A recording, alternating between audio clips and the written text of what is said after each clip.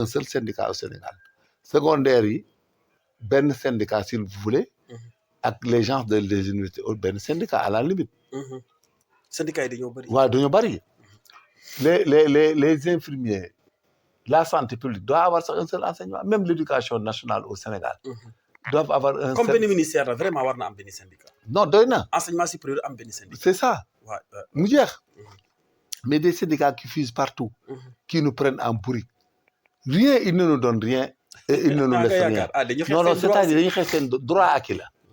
état yi aussi le jeu qu'ils font est dangereux parce que le gars yi day tàngal indi problème nga ne ko naa la defal lii dans 6 mois. dans 1 an daa nangam. effectivement un état qui hérite cette situation da ngay am problème. da ngay am problème. moo tax actuellement nii ce que je veux dire il faut ay à dialoguer. et de réclamer des avantages en fonction de la situation économique du pays. ok. et que là ce que nous allons faire. bañ a jàpp ne rek état bi. waaw on va étaler le règlement de leurs droits dans le temps et dans l'espace en fonction de la situation financière et des contraintes. parce que un syndicaliste il lâche jamais les acquis. ouais. il lâche jamais les acquis. tout à fait. léegi nag dans ce cas. il faut qu'il dialogue mais actuellement nii. le fait que la santé arrête de travailler et l'éducation nationale mais on a subi ces préjudices quand bi Macky Sall nekkee fii et puis gars yi nekk ci politique bi. liñ fi yàq dafa bari. dëgg la mi ngi nii ba tey da ngay may booy sax bac ak BFM dañ leen koy may presque. koo ci teg benn jox ko dicté mu fot. koo ci def naa mais c'est pas la faute aux gosses. c'est la faute à nous qui cherchons l'argent. chaque semaine ñaari. c'est ça ñaari jours de manifestation. mais vraiment ça entrave le fonctionnement de l'État. le développement humain. da koy yàq lépp lay yàq. ok donc fi mu ne nii nous sommes. et puis tey rek gis nañ ci réseaux sociaux benn vidéo bu viral boo xam ne benn jigéen ndeysaan tout tànkam moo feebaroon. mais dem hôpital jëluñu ko gis naa ko lire naa ko. pédiatrie mais ça c'est. waaw mais qui c'est loolu mooy inconvénient yi en Afrique. les grèves là sont entravants et sont. et puis la constitution nous donne la liberté de nous manifester même mën nga takk ay brassards. waaw mais le droit de grève droit de nangam mais il y a certains corps. la grève ils peuvent refuser ce qu'on appelle les consultations les nangam mais il y a des malades yoo xam ne kooku bokk ci. santé administration mën na taxaw. lépp taxaw. léegi mais les infirmiers et les médecins accouchent les femmes et font le job. oui surtout. voilà la éducation nationale moo gën a garaaw ay élèves nga bàyyi 15 jours jàngaloo leen après ñu nekk ay milliards topp la toute leur vie. oui tout à fait. ñuy bàyyi école yi. donc cette histoire-là doit être réglée définitivement. ok et puis il faut que ñu indi BIT Banque mondiale FMI et tout le monde ñu def benn congrès boo xam ne dañu nekk benn conférence internationale. pour la validation du traitement des fonctionnaires dans nos pays africains là. ok c'est-à-dire il faut que institut bi bu duggee ñu xam lu muy fayu ak nu muy avancé ba retraité ak avancement am. médecin noonu ñëpp noonu mais mënuñ nekk ci pays boo xam ne boo amee benn syndicaliste bu ñàng day def li muy def. bu paree dañ koy nommer sax ci poste mu ne muux dem yoonam baleen day utiliser syndicat yi ba tekki dem yoonam y a combien de syndicalistes qui ont été nommés ministres au Sénégal et des DG au Sénégal parce que ils ont waaw syndicaliste du moom kese dès le début la. les syndicalistes ont tout le temps fait du chantage aux États. ok. finalement les états de Abdou Diouf da daan jël ay syndicalistes de dugal ci état bi pour mu calme. y avait Abdoulaye Wade l'a fait Macky Sall l'a fait parce que les syndicalistes c'est des gens yoo xam ne c'est pas des enfants de cœur ah. voilà donc ils cherchent leur intérêt tout court et crypto personnel. waaw mais bien sûr syndicalisme kay égal sauvegarde des intérêts des travailleurs et puis là-bas y a de la démagogie parce que tu cherches ton intérêt et tu regardes pas ce que l'État peut un État qui peut pas assumer la cherté de la vie un État qui a des problèmes de chômage et autres mais saa yi boo naan ko yokkal ma mais amoo xol. waaw dañuy wax dëgg dans un pays où tout le monde chôme y a rien le logement pose problème la bouffetance pose problème lépp pose problème mais pays boobu boo fa nekkee naan yokkal ma mais nga ànd toog sa xel mais on est dans un pays tiers-mondiste et puis il faut qu'un jour que ça éclate après ñun ñëpp ñu bokk ci am xam nga fa lañ jëm mais il ne le sait pas gis nga à l'impossible d'abord nul n'est tenu et je vois que l'État là commence à avoir battre de l'aile parce que y a des problèmes yi dañoo bari et puis ces problèmes là sont tous liés à l'argent par exemple si l'État enlève les subventions de l'électricité mais ça va faire de l'incidence sur toute la chaîne qui utilise l'industrie si l'État enlève des subventions par exemple sur autre chose dans le port je ne sais pas le pain est subventionné au Sénégal. Voilà donc il y a des problèmes. Maintenant nag qu'est-ce qui va se faire quelle est la partition de l'État et quelle est la partition des populations.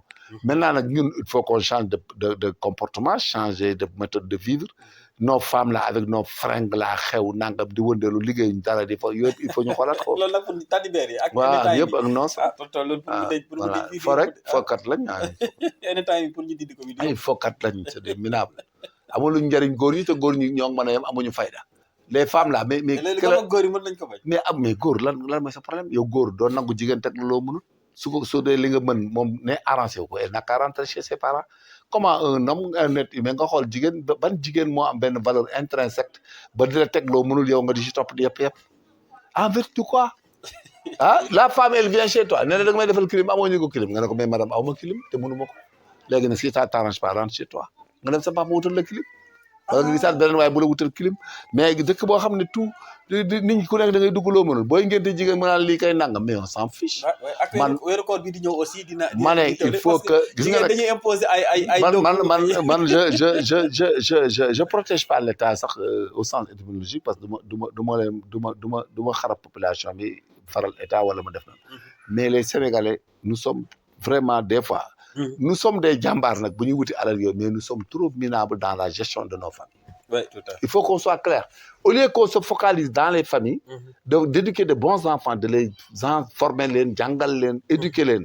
def li war duñ ko def da ngay topp ci ay jigéen ñu lay def loolu lu ne bu ñuy ngénte def loolu lu ne bu ñuy céetal def loolu lu ne di ndeyale di ñu emmerder jigéen nekk si que di la perturber te mënoo ko bàyyi loolu yëpp ay détails la parce que il faut que les hommes sénégalais bu ñu sampatee kër am ay njaboot di concentré wu ci engendrer la progéniture jéem a wut foo dëkk modestement jéem a yar say doom jàngal leen mais c'est ça mais doo jopp jigéen mais imaginez mais il y a tellement de gens qui gardent énormément d'argent sur les femmes en vertu de quelle loi tout à fait jëlee jigéen di solal di wodd ak di nangam même sa doom sax bu ñu li ngay laaj kaye daa bari y a des minables yoo xam ne seen jabar yi dañuy takk ay femmes quelque part autre seen doom bu ñëwee leen laaj livre ak kaye wala ordinateur bu ñu jàngee ñu naan ko da ngaa bëri looy laaj foo ko teg sa yaay sax bu waree dund doo ko réglé doo dimbale kenn topp ay jeeg yoo en vertu de quoi c'est de la sauvagerie il faut qu'on arrête c'est-à-dire ce sont nos comportements féodalistes là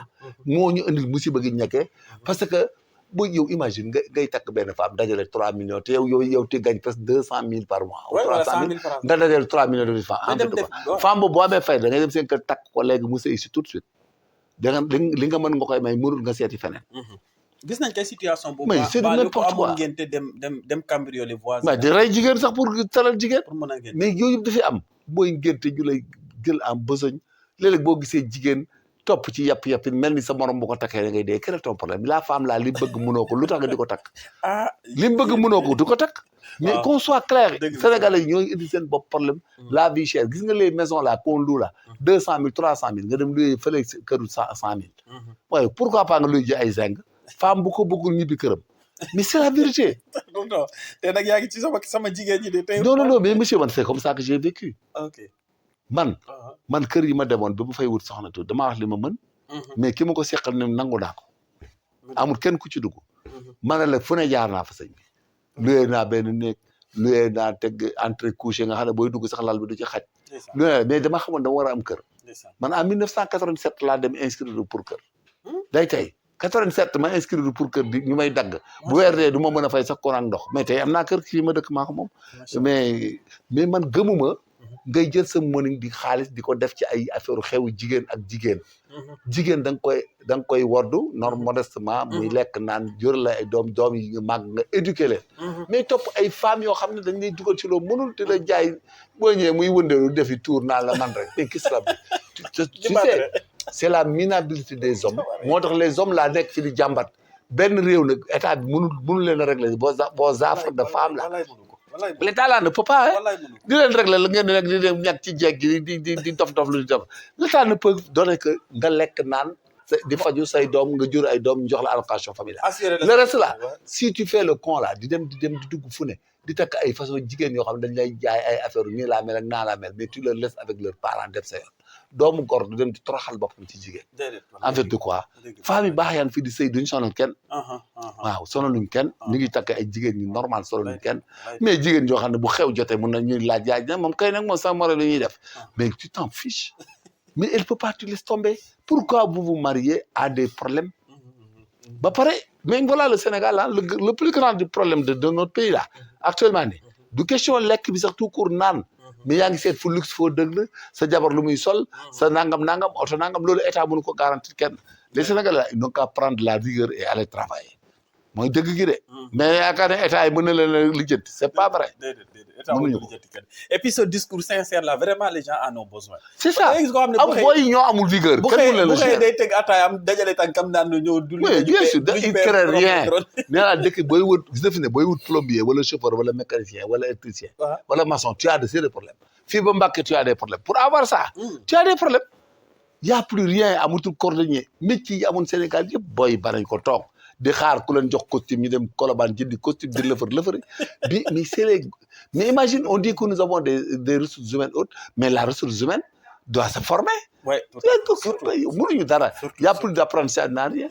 bon da ngay gis affaire làmb ji par exemple. mais tout le monde dégg naa y a 8000 xaw ma ñaata lutteurs. et que eux-mêmes ils ne sont pas conscients que c'est leur gagne-pain.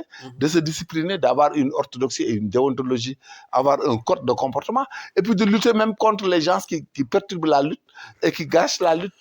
tu as vu le ministre a été très correct très poli quoi parce que Jean il leur a donné une réponse de politesse mais il pouvait faire mieux hein. La réponse de politesse dans la police ne peut plus vous faire la sécurité. Là-bas, c'est une interpellation. La police va faire quoi? Mais c'est une interpellation, c'est une technique de communication. daf leen a wax noonu pour ñoom ñu xoolaat seen bopp. seen bopp waay dëgg la. mais bu ko neexoon. quoi qu'on puisse dire wax dëgg police yi dañuy sonn. non c'est une mais ils sont fatigués. ils accompagnent des mbër dans les quartiers di daw ci mbedd yi. des temps de travail doo lekk doo naan bu ngoonee nga ànd ak ay vagabonds mal éduqués yoo xam ne di toj dëkk bi def la ne c'est une lettre de politesse que le ministre de l'Intérieur leur a faite mooy la police ne peut plus faire lamb loolu nag waxi gor la leen wax. léegi nag ñoom nañ dem seen biir ñu waxtaan dem ci quartier yi waxtaan xool nu ñuy organiser woo ñoom ci écurie yi. en tout cas organisation indi seen benn décret ne nag ñun léegi ku laal suñu làmb wala yàq suñuy làmb wala jaar ci daal dañ lay porter plainte dañ lay poursuivre. voilà surtout léegi nag wax ko ba mu leer ne leen na et puis kuñ ci gis ngay def lañ koy jëflanteeg yow. même s'il faut ils n'ont qu'à aller jusqu'à ce que bu làmb ci amatee ñu jël 500 personnes yoo xam ne. dañuy def ay groupe de 5. sol ay t-shirt identifié wu. goos buñ gis ngay kii ñu rëq sa ndig. wallaay téye la joxe alkaati. non jar na ko. Parce que le ministre de l'Intérieur pouvait dire, mais il est le ministre de l'Intérieur, il pouvait dire que l'organisation des lambes est suspendue jusqu'à nouvel ordre. Ne que nous sommes en train de voir la nouvelle stratégie. Parce que les gosses, ils saccagent tout un quartier, la police ne peut pas. Non, voilà. Mais il leur a fait ce qu'on appelle une lettre de courtoisie.